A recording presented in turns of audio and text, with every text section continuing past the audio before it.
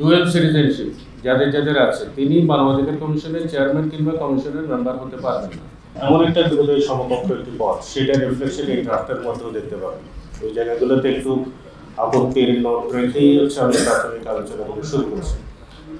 এটি যখন স্ট্যাটিউটরি এরকম স্ট্যাটিউটের মাধ্যমে অর্থাৎ আইনের মাধ্যমে যখন একটি মানবাধিকার কমিশন হয়, সেই মানবাধিকার কমিশনের চেহারাটা কীরকম হবে, কাজটা কীরকম হবে, সেটার কাজের ক্ষেত্রে আমাদের আশেপাশের দেশগুলোতে কোথাও কোনো রকমের সাকসেস স্টোরি আছে কিনা, বা তারা কীভাবে আসলে যদি সাকসেসফুল হয়ে থাকেন কোনো কোনো ক্ষেত্রে কখন হন, কীভাবে হন, কেন হন না, কোন কোন ক্ষেত্রে।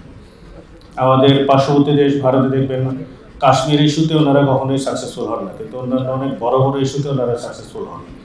তা আমাদের এখানেও পার্বত্য চট্টগ্রাম ইস্যুতে সাকসেসফুল হন না, অনেকগুলো ইস্যুতেই আবার দেখা যায় যে ওনারা সাকসেসফুল হন। এই বিষয়গুলোকে একটু কনসিডারেশনে নেওয়ার কোনো চেষ্টা আসলে নতুন ড্রাফটের মধ্যেও দেখি, যে তারা কেন পার্বত্য চট্টগ্রামে সাকসেসফুল হন না, সেখানে কেন কোনো আইন কাজ করে না, মানবাধিকার ভায়োলেশনের বিষয়গুলো কেন সেখানে কাজ করে না, এই ধরনের জিজ্ঞাসার জায়গাটাও এখানে তৈরি হয়নি।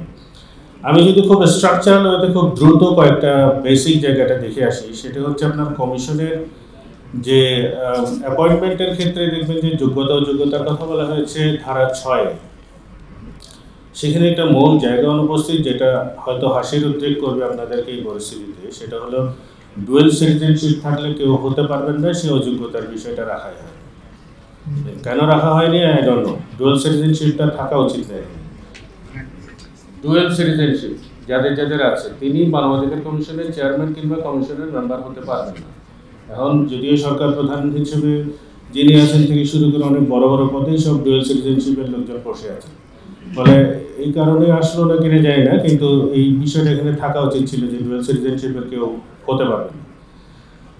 তারপরে হচ্ছে আপনার প্রিভিয়াস যে last non functional human rights commission যেটা ছিল, সেখানে দেখবেন যে এক গাদা সব আমলা বসেছিলেন, সেটা হচ্ছে প্যারিস চুক্তির সুস্পষ্ট লঙ্ঘন।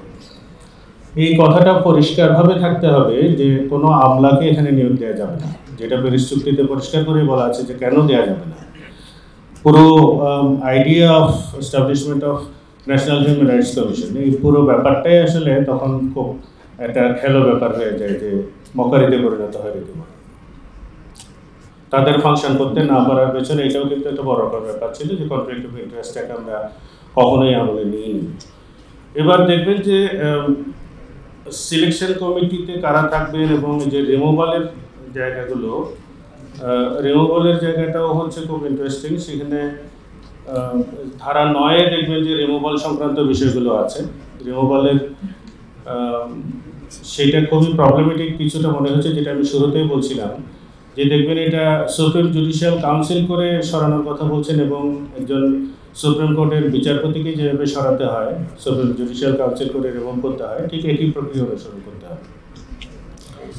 এখন স্ট্রেচারগুলো এবং স্যালারি থেকে শুরু করে রেমুনারেশন, রেমুনারেশন শুরু করে সব কিছুই দেখবেন যে কোনো না কোনোভাবে সুপ্রিম কোর্টের জাজদের সমকক্ষ করার একটা চেষ্টা এখানে আছে।